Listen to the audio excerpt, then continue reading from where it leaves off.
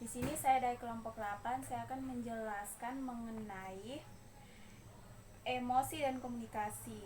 Adapun yang pertama di sini yaitu kecerdasan emosi, di mana kecerdasan emosi adalah kemampuan untuk mengenali perasaan, menentukan perasaan mana yang sesuai dengan situasi tertentu, dan mengkomunikasikan perasaan tersebut secara efektif. Nah, jadi emosi ini banyak sekali macamnya.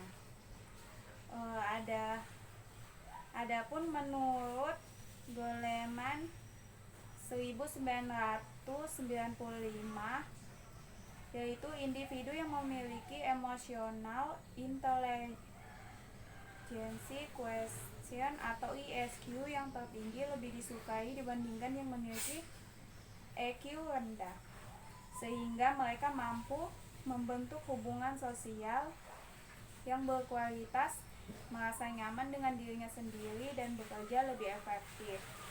Nah, yang kedua itu ada dimensi-dimensi yang mempengaruhi emosi.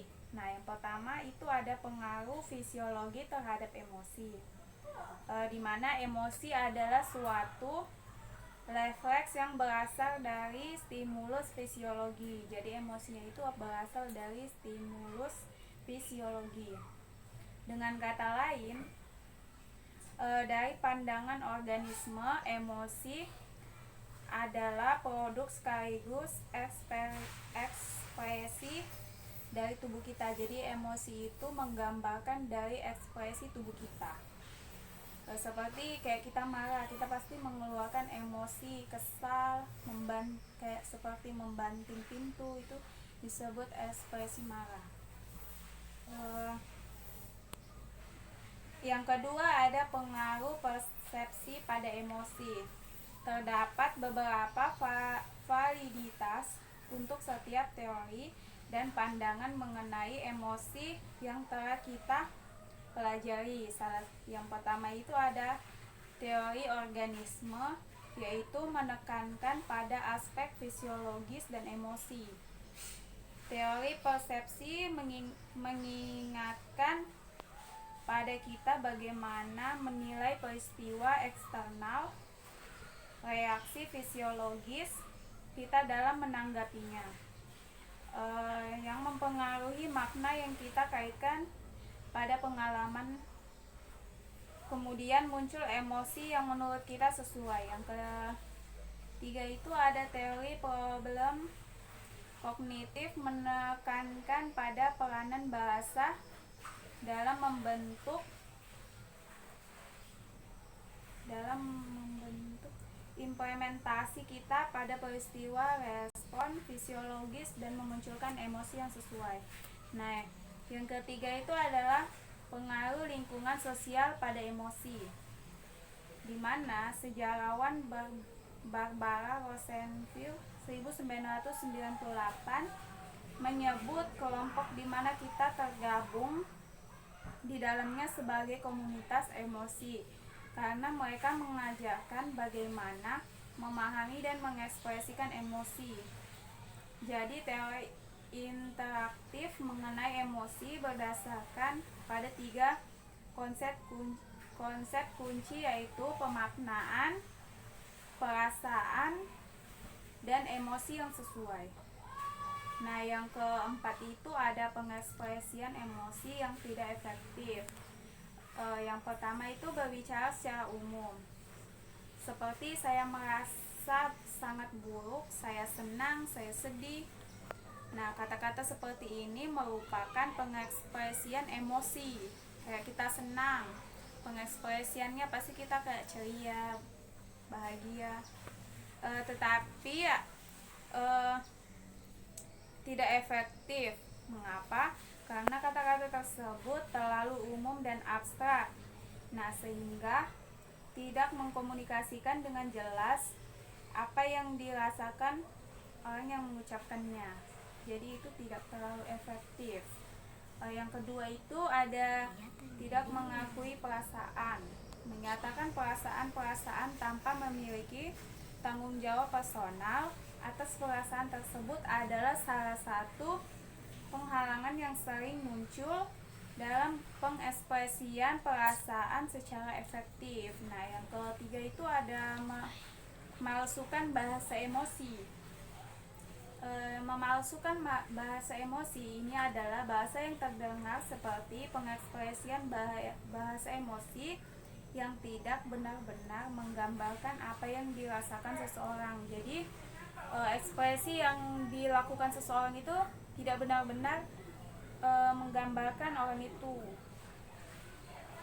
Terus tuh yang ke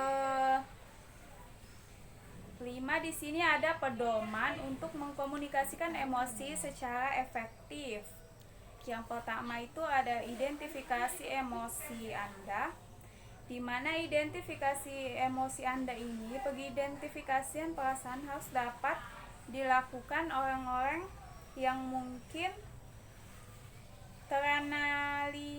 teralinisasi dari emosi mereka atau tidak mengetahui dengan jelas apa yang mereka rasakan. Jadi emosi itu tidak diketahui, khususnya jika mengalami lebih dari satu emosi dan satu waktu.